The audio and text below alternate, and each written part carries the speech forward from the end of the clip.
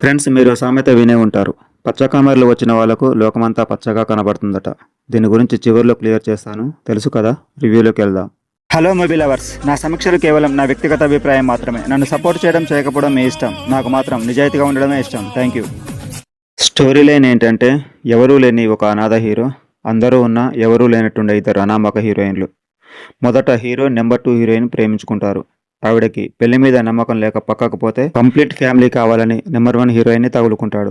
ఆవిడకు తల్లయ్యే యోగం లేక సరోగసి మదర్గా నెంబర్ 2 హీరోయిన్ని పట్టుకొచ్చి ఇంట్లో పెట్టుకుంటుంది. తర్వాత విషయం తెలుసుకొని విడాకులు కోరుకుంటుంది. మరి హీరోకి కంప్లీట్ ఫ్యామిలీ దొరికిందా, ఎవరి దారిన వారు సంకనాకిపోయారా అన్నది క్లైమాక్స్.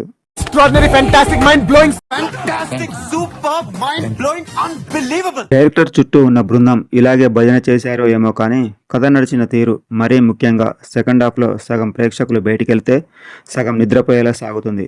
సీరియల్కి అమ్మ మొగుడులా సాగుతుంటే ఎవడ్రా ఇది తీసిందని గూగుల్ని అడిగితే కోన నీరజ గారని కాస్ట్యూమ్ డిజైనర్ డెబ్యూ ఫిల్మ్ అట. అప్పుడు కొంచెం కంట్రోల్ అయ్యా. ఆడవాళ్లకు ఆ మాత్రం సాగతీత సహజమేలే అని. సినిమాను నేనైతే ఓ కామన్ ప్రేక్షకుడుగానే చూస్తాను. నేను అలవాటు పడిన స్క్రీన్ ప్లే రూల్ ఏంటంటే, ఓ మంచి ప్రారంభం, కాసేపటికి ఓ చిక్కుముడి, ఇంటర్వెల్కి అది మరింత కాంప్లికేటెడ్ అవ్వడం, తర్వాత ప్రీ క్లైమాక్స్కి ముందు ఇంకో 2-3 సమస్యలతో కలిసి పెద్దదవ్వడం, క్లైమాక్స్లో అన్ని రివీల్ అయి శుభం కార్డు పడటం. ఇంతకు మించి తెర వెనుక తవ్వకాలు జరపను. కానీ ఈ మధ్య చాలామంది డైరెక్టర్లు క్రియేటివిటీ, డిఫరెంట్ స్క్రీన్ ప్లే మోజులో పడి సినిమా స్టోరీ రూల్స్ బ్రేక్ చేసి ఖైమా కొడుతున్నారు. కొందరు సక్సెస్ అవుతున్నారు, కానీ చాలామంది ఫెయిల్ అవుతున్నారు. తెలుసు కదా, డైరెక్టర్ కూడా స్క్రీన్ ప్లేను రొటీన్గా కాకుండా వెరైటీగా ప్లాన్ చేశారు. కానీ నాకైతే అది పరమ బోరుగా అనిపించింది. హీరో హీరోయిన్లు చాలా అప్డేటెడ్గా ఉంటారు. కామన్ ప్రేక్షకులకు అస్సలు క్యాచ్ అవ్వరు. కానీ కొన్నిసార్లు ఎమోషనల్గా బాగా దిగజారిపోతారు. అదే మనకు అంతు పట్టదు. ఇంత తెలివైన వాళ్ళు ఇలా ఏడుస్తారేంట్రా అని మనం దిక్కులు చూస్తాం. అర్థం కాకే ఏం చెప్పావురా అని అడిగాను. సరిగ్గా అలాంటప్పుడు ఎప్పుడు వెన్నంటే ఉండే ఫ్రెండ్ క్యారెక్టర్ మనకు క్లారిఫికేషన్ ఇస్తాడు. ఆయనకు మనం చాలా రుణపడి ఉంటాం. నాకైతే ఈ త్రిముఖ ప్రేమ పెళ్లి సంసార కథ సగం సగమే నచ్చింది. వీళ్ళు ఎంచుకున్న మెయిన్ పాయింట్ చాలా పాతది.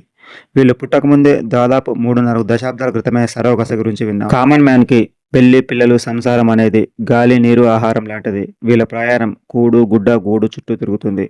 కానీ ధనవంతులకు timepass game with serious ego war. వీళ్ళ జర్నీ తెలుసు కదా అంటూ అక్కడక్కడ క్లారిటీ ఇవ్వకుండా కట్ చేస్తుంటారు. దాని అర్థం ఈస్ట్రోజన్ కన్నా టెస్టోస్టిరాన్ గొప్పదని, ఎంత వారులైనా కాంతదాసులే అని, కామాతురాణం నా భయం నా లజ్జ అని మనం అర్థం చేసుకోవాలి. ఇదే పచ్చకామర్ల సామెతకు కన్క్లూజన్. ఓకే ఫ్రెండ్స్, సినిమా చూస్తే మీరు ఎలా ఫీల్ అయ్యారో కామెంట్ చేయండి. We will meet you another review. Thank you.